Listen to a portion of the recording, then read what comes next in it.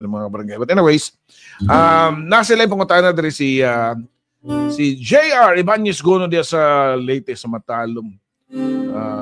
Ingon siya nga, Papa Joe, good afternoon. Naakoy gamay pangutana ba? Naabay nakaabot og 200 years old nga sa katao, Papa Joe.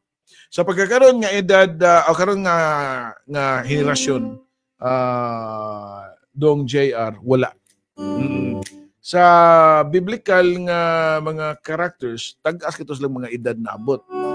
Well, dagan man gud sad pwede nimo ikapangutana. Wa mo sa takabaw og sa kalendaryo gigamit ato nila sa una. Dili man prekaro nga 12 ka buwan no, gi-add naman nga nato ng July ug August kani di ba nga na. Supposed to be gani ang November kay 10 na siya, December 12, 12 DC kay 10. Kay DC man, 10th month pero nag-move. So, sa unang panahon, nag-edad og ingana.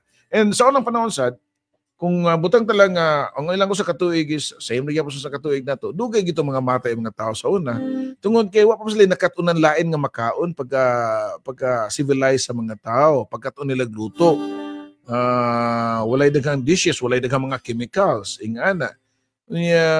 Dili sila mixed breed, pure breed pa sila ingana. Di pa sa mga tao karon nga mix na, and then mo kabaw sa reaction ana sa ato ang genes ingana kung bulong ta batag dugay bantay mo ng mga iro gani nga mix nimo mas mumubo pang ilahang mga kinabuhi kanang gitawag og mga designer dog.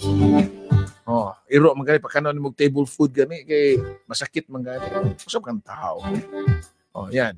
So again, I hope natubag na ko JR Ibanez Gono. Happy ng Valentine's Day to kasi the love song 214 yung sa February 14 but no